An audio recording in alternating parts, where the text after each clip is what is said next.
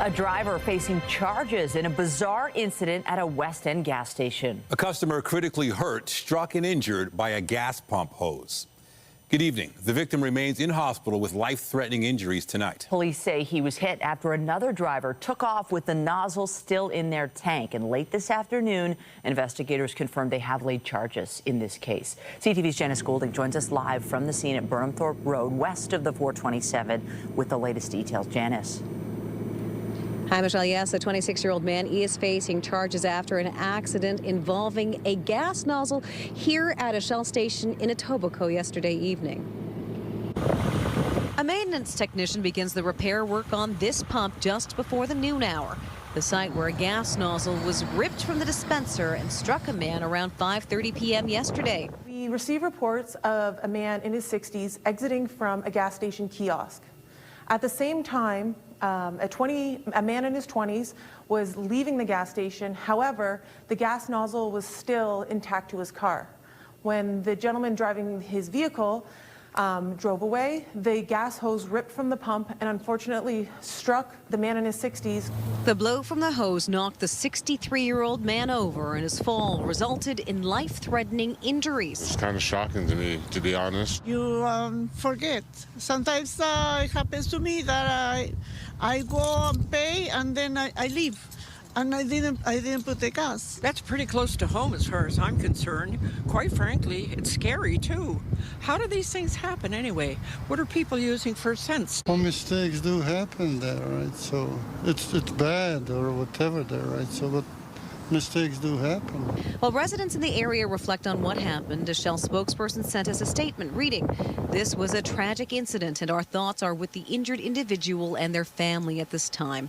We are grateful for the quick action by first responders and we are currently assisting in their investigation." Meanwhile, police are reminding people to stay aware of their surroundings, and if you are getting gas, always take a second look at your gas tank and to ensure that the nozzle has been removed from your vehicle and placed back onto the gas pump safely. Police say the driver of a silver Mercedes returned to the scene after he drove away. 26-year-old Ian Bassis of Toronto was charged with dangerous operation of a vehicle causing bodily harm and careless driving. Bassis is expected to appear in court on June the 2nd at 2 p.m. In the meantime, Toronto police are asking anyone who may have recorded dash cam video or security video or who witnessed anything at all to contact traffic services. Reporting live from Janice Goulding, now back to Michelle. Thank you, Janice. In Peterborough, there's been a tragic incident in the wake of the recent ice storm there. Ontario Provincial Police say a 78-year-old man was clearing trees damaged by the ice and was struck by a fallen tree. The OPP say the man died at the scene. This incident happened yesterday at a home on Burnham Line in the township of Otonabee, South Monaghan. Also tonight, students were warned, and now Toronto Public Health is taking action. Suspensions have been handed out for high schoolers not up to date on their vaccinations. The dose of reality as Ontario deals with a measles outbreak. But first, we turn to a project set to transform transit in the GTA. Today, officials marking what they're calling a milestone in the creation of the Eglinton LRT. But as tunneling begins in the west, the big question remains tonight. After more than a decade of construction, when will the long-delayed crosstown train start running? CTV's Sean Leathong joins us live with that story. Sean. Well, Nathan and Michelle, word had been sometime this year the Crosstown LRT will be open, and that hasn't changed, with the interim CEO giving us some insight into what's being done right now while they are celebrating this milestone that will eventually extend the line. It's the tunnel that will connect two LRT lines. Our crews have officially started tunneling the final underground segment, a 500-meter stretch under Eglinton Avenue West that will run from Jane Street to the future of Mount Dennis Station, connecting to the Eglinton Crosstown LRT. Being hailed as a milestone, allowing rapid movement across the city. Because once open, the Eglinton Crosstown will make it possible to cross the city 60% faster. So the section of tunnel that's behind me will be about 500 meters going all the way to Mount Dennis. Now, moving along, the train then becomes an above-ground portion, and it will continue all the way to Mississauga. Crossing the tunnels that are already built for the Eglinton West extension with the current version of the Crosstown LRT will significantly lengthen the line. But when talking LRT construction, there's really only one question. When will the Crosstown LRT be open? The Premier and the Minister gave me a very clear mandate, and that was to open the Eglinton Crosstown when it was safe and reliable to do so. Originally slated to open in 2020, the Crosstown LRT has run into major construction delays and has gone at least $1 billion over budget. Interim CEO of Metrolinx, Michael Lindsay, says staff is going through training and the system is being tested. So if you go out to the Eglinton Crosstown today, anywhere on the alignment, you will see trains moving back and forth. That is the TTC getting ready to operate this line. He says we cannot give a start date, but that the line will open in 2025. And we will know what the opening date is once those tests associated with revenue service demonstration and stress testing ultimately are concluded. And they're coming. They're coming soon. So one of the details that Michael Lindsay talked about was the fact that when you see those lines working back and forth, they say it's actually the drivers getting up the appropriate number of hours so they can be properly approved to work on this line. Reporting live, I'm Sean Leathong. Nathan and Michelle, send it back to you. Thank you, Sean. Still ahead, beware of dog warning signs could get more teeth. The city looks to strengthen bylaws making signage on doors mandatory no matter where you live. But first, an unwelcome wake-up call for people across the GTA today. Nearly 3 weeks into spring, a wintry storm caught many off guard. I didn't check the weather last night, but yeah, it was a great surprise. A snowy surprise for drivers and pedestrians. I was like, what is happening? Yeah, it was crazy. I can't believe it. April showers of the snow variety hit parts of the GTA today, making roads and sidewalks slippery. It's greasy. Yeah, just got to be careful. Yeah, and blustery. The morning commute turned chaotic for some. Multi-car crashes on the DVP and Bayview Extension closed both for a period of time. We've had crashes really all across the region. Some rollovers, no serious injury crashes at this time. Jackknife tractor trailer up on Highway 9. Other crashes really all across the GTA. A winter weather travel advisory was issued, but ended by mid-morning. And here's a live look outside. Things are better now. The snow's gone. Roads not as slippery, but it's still chilly. And temperatures will drop tonight below zero, so you'll still need that winter gear if you're heading out. Temperatures will go up a little bit tomorrow, but will remain below seasonal. Jessica Smith is here with a look at the current conditions. At least things are better now, Jess. It is so much better. The weather is not unusual. It's just unwelcome for a lot of folks this time of year. The bulk of that really has pushed its way a little further east, now making its way through eastern Ontario. Behind it, though, some really cold air and breezy northwesterly winds that really haven't let up all that much as we made our way into the second half of our day. They do get lighter as we head into the day tomorrow. We just have to get there first. Temperature-wise, it's still really cold out there. The wind chill pretty wicked as we head into the end of our Tuesday, and temperature-wise, we're holding on right at the freezing mark through the islands and Pearson. Tonight, nice and clear, but it is cold. For reference, we should be at 2. We'll be at -7 tonight, feeling like -11. Coming up, I'll have a full look at your long-range forecast, including a warm-up and more active weather. But right now, it's back over to Nathan and Michelle. Thank you, Jess. There are renewed efforts tonight to further protect people and pets from dangerous dogs. The city focusing on Toronto's many condos and the growing number of animals who also live there. CTV's Mike Walker joins us live with the details. Mike. Well, Michelle, Nathan, the city is looking to strengthen its dangerous dogs bylaw with an amendment that would allow city-issued warning signs in condos that have previously prohibited them. A spike in dangerous dog attacks that have left people, including young children, severely injured has prompted the city to have these signs on the front door of homes where it has deemed a dangerous dog lives. But city staff have discovered there are barriers when it comes to condos. The condominium rules stated that you couldn't have anything on your door. The city first rolled out these signs a year ago, and today the Economic and Community Development Committee passing an amendment to the bylaw that would require the signs posted on a condo unit door. There's no exclusions.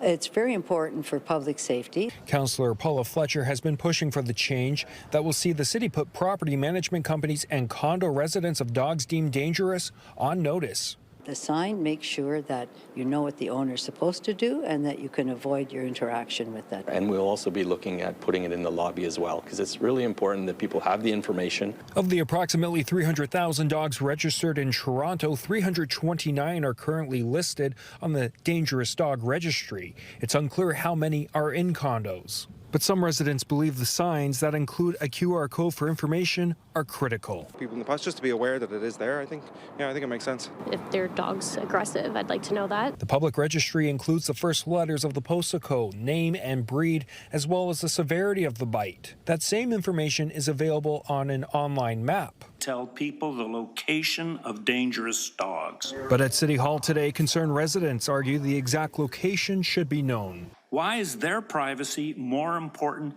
than our right, and I'm including everybody in this room, our right to be safe? The committee also supporting an amendment to enhance the scope of the information that is made available online, including all 6 digits of the postal code, if municipal licensing and standards determine the attack was severe. When a dog has been involved in an extremely serious situation that's led to their designation, then the public do have a right to know. Now, if the city deems a dog dangerous, it must undergo training, wear a muzzle when outdoors, and is prohibited from off-leash parks. City Council will consider the amendments at its next meeting at the end of the month. Reporting live, I'm Mike Walker. Michelle, back to you. Thank you, Mike. The city committee also discussed a report recommending drinking in parks be allowed in all wards. According to the staff report, there was only a minimal increase in 311 requests for noise, garbage, or other issues at the 27 parks where alcohol was allowed between August and October of last year. The report says more than 80% of park visitors who responded to a survey were satisfied with their visit and felt safe, while the majority said people drinking in parks were considerate. Halton police are investigating a home invasion in Oakville. Police were called to a home on Randall Street near Trafalgar in Lakeshore just after 11 last night. Police say suspects forced their way into the home and a luxury vehicle was stolen. One person was treated for minor injuries. No arrests have been made. Suspensions have begun for high school students across Toronto who do not have updated vaccination records. It comes as public health officials crack down on immunization requirements as they deal with a measles outbreak. CTV's Scott Lightfoot has the details. Starting today, Toronto Public Health says it is issuing active suspension orders at 21 high schools across the city at issue vaccination records that are not up to date. Among these 21 schools, about 1,300 students were initially assessed, and 87% have been caught up compared to less than 25% when we started this in January. 173 students who still aren't in compliance will be issued 20-day suspensions. To return to school, the students need to update their records, get vaccinated, or provide a valid exemption. No one is being forced to be vaccinated, but you do need to comply with the law. Public health officials say current grade 11 students have lower vaccination rates due to school-based vaccination opportunities that were not available during the pandemic. Often they're going to need a tetanus, diphtheria, pertussis vaccine. And now we did see pertussis increase in Toronto last year. And they also need that meningococcal vaccine. Those are often boosters that are given in adolescence. But it also includes like the measles, mumps, rubella vaccine. And we have certainly seen over 600 cases of measles just occur in Ontario, which is 6 times more than we've seen in the past 11 years. So these diseases are still there. They are still a threat to coming into our schools and causing outbreaks. The actions come in the middle of a series of measles outbreaks across the U.S. and southwestern Ontario. The state of New York has now added Ontario to a travel advisory warning its citizens about measles cases and reminding them about the benefits of vaccination against the virus. You know, we have people that are hospitalized. There's some people in the intensive care unit. This is not a benign condition. And so, you know, we have these safe, effective vaccines we've been using for a long time. And it's just really important to have those ongoing conversations so that anybody that has questions or concerns, we can address them. And hopefully, as a society, we can all come together and get vaccinated. Scott Lightfoot, CTV News. The Toronto Public Library Board has agreed to a new 4-year collective agreement with the union representing the city's library workers. The board announced the ratification today, a day after the union announced it had agreed to the deal. Specifics of the agreement have not been released, but a statement from the library says it represents a balanced settlement that addresses key concerns of both parties. It's day 17 of the federal election campaign, and a spotlight is now shining on some of the leaders fighting for their seats. While the Conservatives received support from a former prime minister, CTV's Colton Prale has the latest. He is our leader, and he is the next Prime Minister of Canada, Pierre Poilievre. After thousands came out to support Pierre Poilievre in the largest rally of the campaign, the Conservative leader with a new message for working Canadians. You can't avoid your taxes. Global elites should not be able to either. In a move aimed directly at Mark Carney's corporate resume, Poilievre is promising to close offshore tax loopholes and redirect Canada's tax agency to focus on big corporations rather than small businesses. We will target tax havens, expose offshore fortunes, and bring the money home. All of this with the goal of reducing the tax burden on the people in this country. Canadian wood, right? Canadian wood. We can help you with that. In BC, both the Liberals and NDP focused on housing. Mark Carney highlighting his goal to double the speed of construction and promising to defend Canada's softwood lumber industry from a new set of American tariffs. Well, the U.S. is trying to keep high-quality, sustainable Canadian lumber out. We will use more of it here. The NDP are promising to make the existing ban on foreign home buyers permanent and raise taxes on flipping homes. Big money investors buying up Canadian homes. That should be a ban. Homes in Canada should be for you and your family, not for rich investors to get richer. In front of the Supreme Court, the Bloc defending Quebec's use of the notwithstanding clause. But like Jagmeet Singh, Yves-François Blanchet found himself facing more questions about the safety of his seat than his policies. But I'm pretty safe in my riding, but that belongs to those who will vote. And the Green Party unveiled its healthcare platform today, guaranteeing primary care for every Canadian, universal pharmacare, and expanding dental care. Colton Prale, CTV News, Ottawa. Trump's tariffs have been a major talking point of the campaign trail, and tomorrow, Canadian retaliatory tariffs on some U.S. vehicles go into effect. The 25% countermeasures were announced last week. They relate to vehicles imported from the U.S. that are not compliant with the free trade agreement between Canada, the U.S., and Mexico. Today, the Finance Ministry said the tariffs will remain in place until the U.S. eliminates its duties against the Canadian auto sector. Meanwhile, U.S. President Donald Trump is imposing a 104% tariff on Chinese imports. He believes that China wants to make a deal with the United States. He believes China has to make a deal with the United States. It was a mistake for China to retaliate. The president, when America is punched, he punches back harder. That's why there will be 104% tariffs going into effect on China tonight at midnight. But the president believes that she and China want to make a deal. They just don't know how to get that started. And the president also wanted me to tell all of you that if China reaches out to make a deal, he'll be incredibly gracious, but he's going to do what's best for the American people. The move follows a refusal by Beijing to lift its retaliatory tariffs on American goods by noon today. Ukraine has captured 2 Chinese men fighting alongside the Russian army. The Ukrainian president says 6 Chinese fighters were involved in a battle with his country's troops. Volodymyr Zelensky says there is information that significantly more Chinese nationals are fighting with Russian forces. It is not known whether they joined on their own initiative. China would be the 3rd country to offer military support to Moscow after Iran and North Korea. But in this case, the foreign fighters were on Ukrainian territory. At least 58 people died in the Dominican Republic when a roof collapsed. About 146 others were injured in the tragedy at a nightclub where a concert was being held. Nearly 12 hours later, rescue crews were still pulling out survivors from the debris. The exact number of people inside the club at the time of the collapse remains unclear. The country's president says the government deeply regrets the tragedy and all rescue agencies are working tirelessly to help those affected. The cause of the collapse is under investigation. The Dominican Republic's sports ministry says former Toronto Blue Jays pitcher Octavio Dotel was among those who died. The native of Santo Domingo debuted for the New York Mets in 1999 and played for a number of teams until 2013. He pitched in 36 games for the Blue Jays in 2011. The Duke of Sussex was in court today challenging a decision that denies him automatic police security while he's in the UK. Prince Harry's lawyer argued the agency responsible for protecting public figures had singled him out for unjustified and inferior treatment.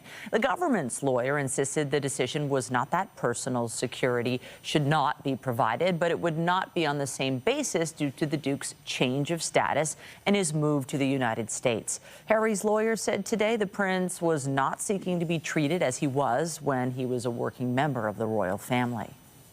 And the prince's father is continuing this week's visit to Italy. King Charles III and Queen Camilla received a brief tour of the Colosseum in Rome on the second day of their state visit. Earlier, the royals met Italy's president, who hosted a banquet for the couple in the evening. The king will also meet with the Italian premier tomorrow before addressing a joint session of parliament in the afternoon. It will be the first time a British monarch has done so. A key element of his visit is highlighting the close links between the UK and Italy. New crew members arrived today for an 8-month stay aboard the International Space Station. A capsule with 1 astronaut and 2 cosmonauts on board docked with the orbiting lab just before 5 o'clock this morning. NASA says its astronaut will conduct scientific investigations and technology demonstrations to help prepare crews for future missions and to provide benefits to people on Earth. The new group joins 7 other astronauts already at the ISS. Coming up, powering Canada's future amid American upheaval. A large utility provider aims to buy Canadian as the province urges others in the energy sector to follow suit. And I'm Pat Foran. Coming up on Consumer Alert, we all get calls from scammers. You do, and we do too. We recently got one and decided to hit record. We can tell you what scammers are saying, what they're after, and the best way to protect yourself. All of that story, that's just ahead. And it's a much calmer commute home as we get ready to wrap up our day today. Temperature's still pretty chilly, but we will see a little bit of a reprieve heading into the day tomorrow. But we're not done with active weather for this week. More on your full forecast coming up. And stay with us. We have another full night of great shows for you right here on CTV.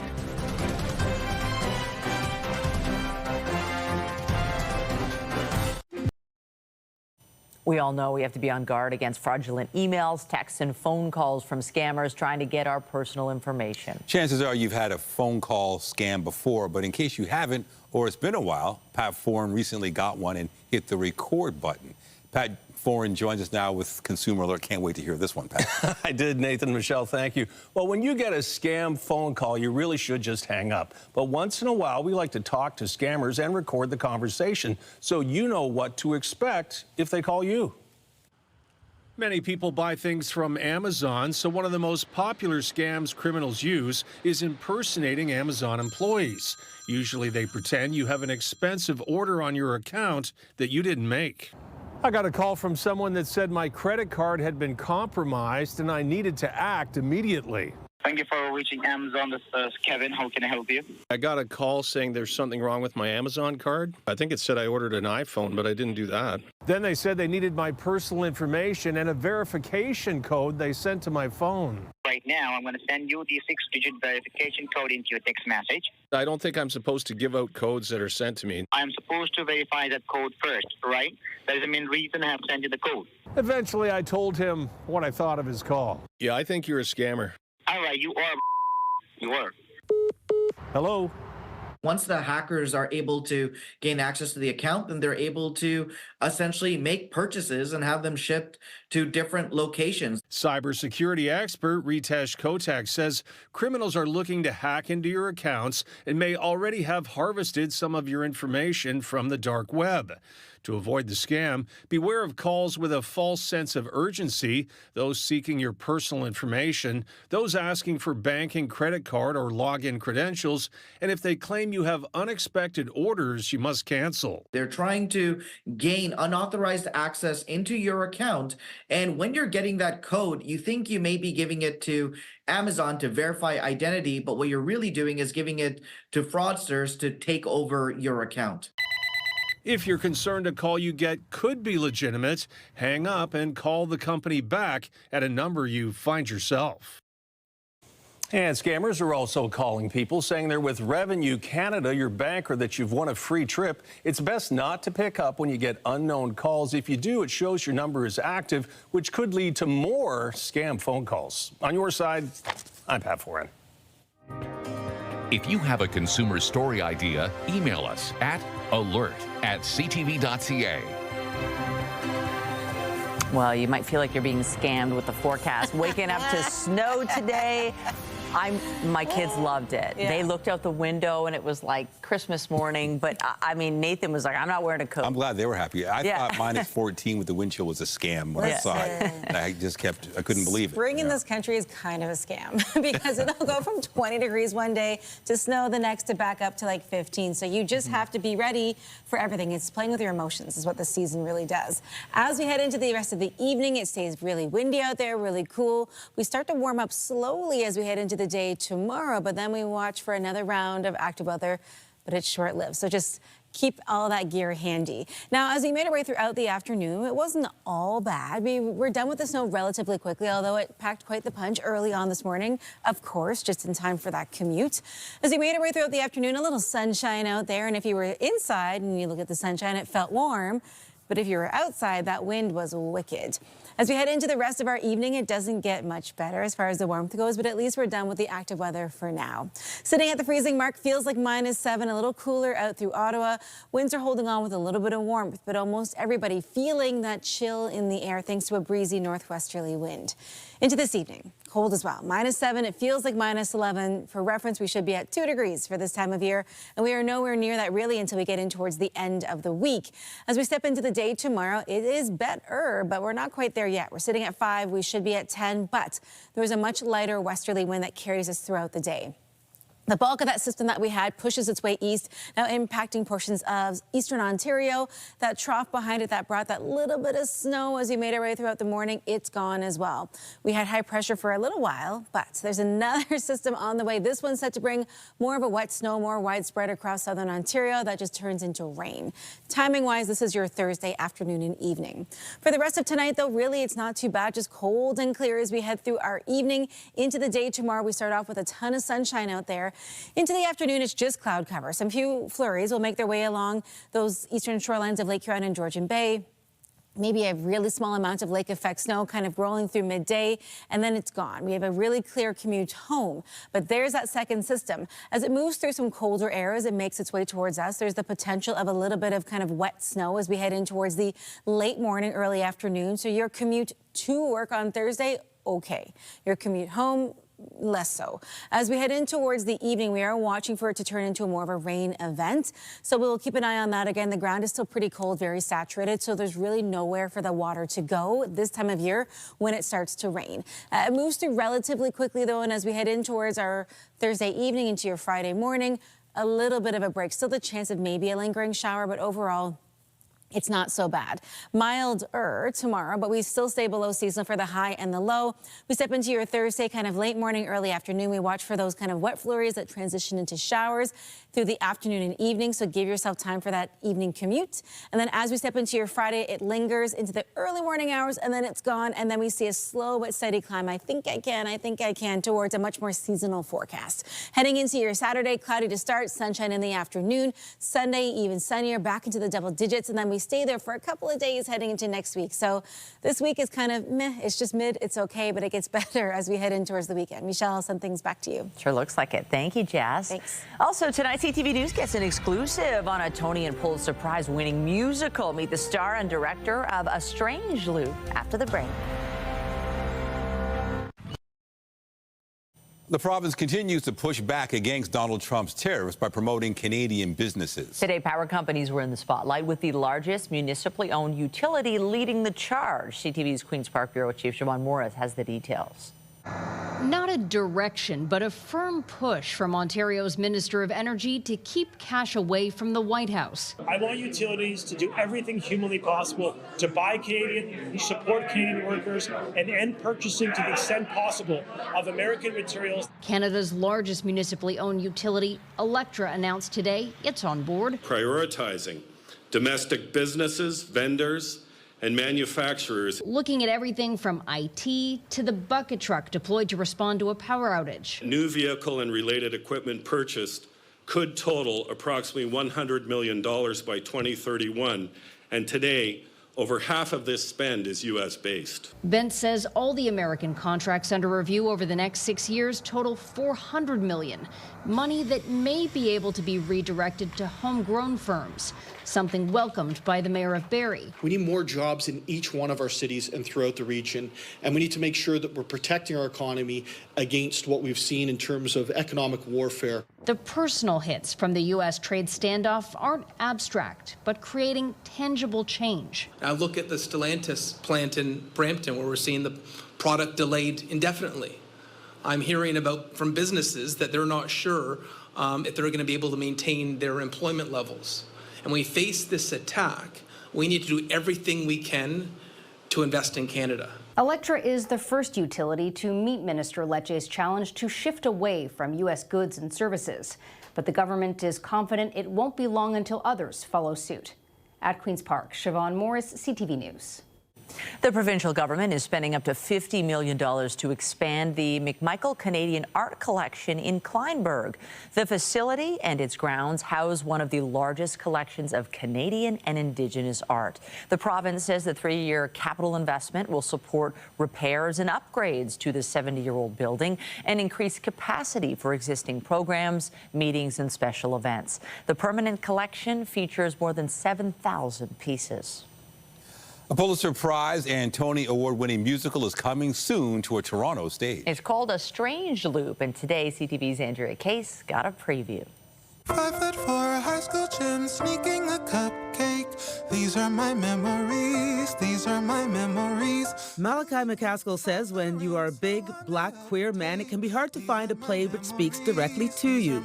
But that's what the North Carolina theater student found when he first listened to the cast recording of the musical A Strange Loop. I remember just sobbing after listening to the whole Broadway track, and I knew from that moment that I would be playing that role. While studying for a Bachelor of Fine Arts degree, he was cast to play the lead role of Usher in the first touring production of the Tony Award and Pulitzer Prize winning play in San Francisco. And now he's taking on the role again in Soul Pepper's Canadian premiere. Directed by Montreal-born and now Toronto resident Ray Hogg. So Usher is a fat, black, queer writer who's writing a musical about a fat, black, queer writer who's writing a musical about a fat, black, queer writer, and you see the strange loop. He comes from a religious family from Detroit, and he's highly educated, has a master's degree from NYU, and his parents want him to pay them back by writing a Tyler Perry-style gospel play, which to Usher is just the worst. We see him go through this process of writing this show, all while figuring out who he is within this very convoluted intersectionality of what his identity is. In the world of entertainment, it's hard to avoid the American influence. After all, Strange Loop is no different. It's written by an American and stars an American. But director Ray Hogg says that this is very much a Canadian production. This is absolutely one of those shop local Canadian productions. Our entire team is Canadian. All of the conceiving creatively of the show, from my direction, Rodney DeVerlis's choreography, our entire design team. This show is definitely filtered through a Canadian lens. In dealing with life's challenges, playing the role of Usher has taught the 23-year-old your flaws are what makes you. It shows you that your life has worth. Every single person, every single identity that is within the community has worth, and your life is worthy. You are worthy of life. Excuse me, I'm so sorry. Is that perspiration or is that tears? A little bit of both. A Strange Loop is currently in rehearsal. Previews begin on April 22nd and runs until June 1st at Soul Pepper Theatre.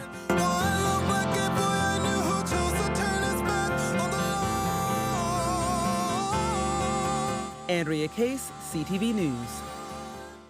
To the break, a species extinct for over 10,000 years brought back to life. Scientists claim they've genetically engineered 3 dire wolves using ancient DNA. We have the details. Now more than ever, Canadians need to know where our leaders stand. Tariffs, job security, sovereignty, An election like never before. Now more than ever, CTV News delivers a Canadian voice with perspective that cuts through the clutter, focusing on the stories that affect us all, connecting you to Canada's most trusted news, wherever you are. CTV News, now more than ever. It's pretty close to home as far as I'm concerned. Quite frankly, it's scary too.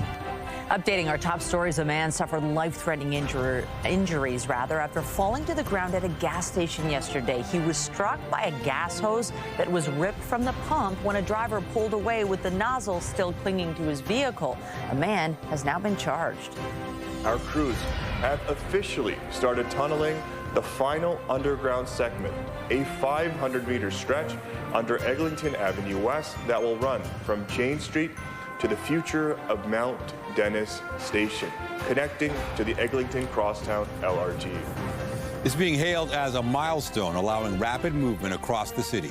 Work has begun on the final stretch of the Eglinton West LRT, but there's still no firm date on when trains will start running on the Eglinton Crosstown LRT.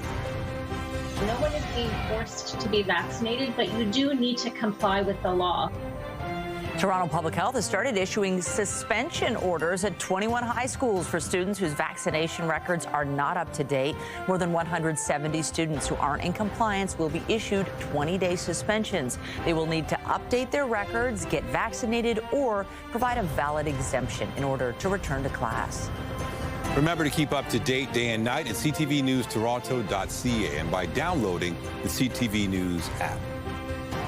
Fears of a global trade war stalked the stock market again today. Andrew Bellabine in Bloomberg has those details in business. Hello there. Canadian and U.S. stocks opened higher today amid hopes that negotiations will take the sting out of massive import tariffs threatened by U.S. President Donald Trump.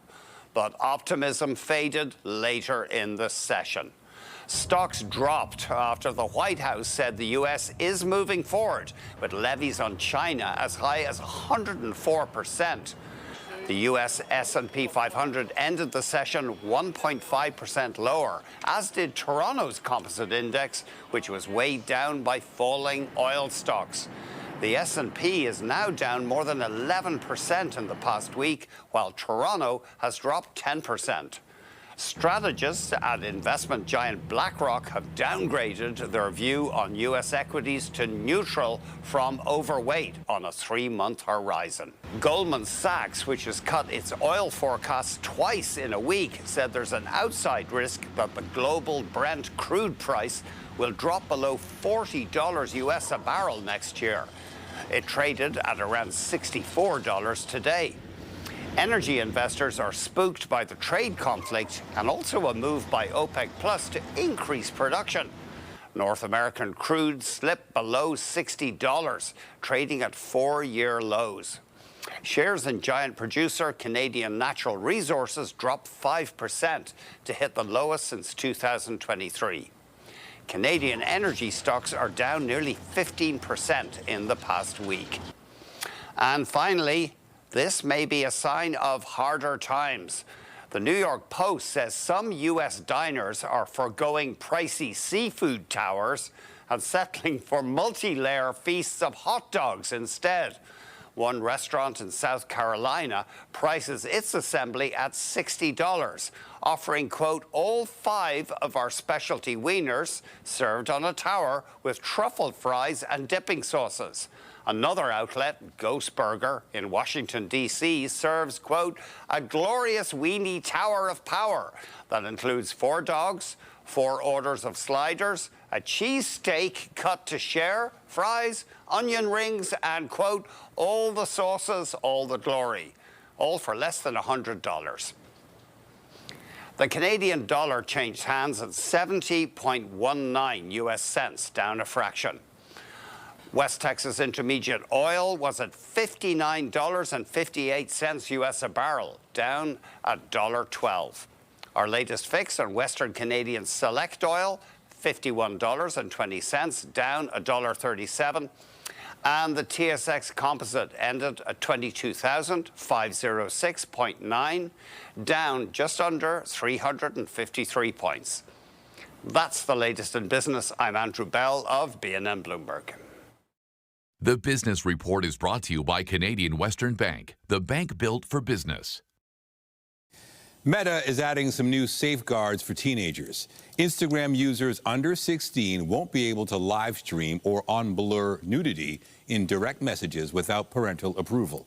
Meta also says it's extending protections for users under 18 to Facebook and Messenger. That includes setting teen accounts to private by default, blocking private messages from strangers, limiting sensitive content like fight videos, reminders to get off the app after 60 minutes, and halted notifications during bedtime hours. Scientists claim they have brought the lost dire wolf species back to life.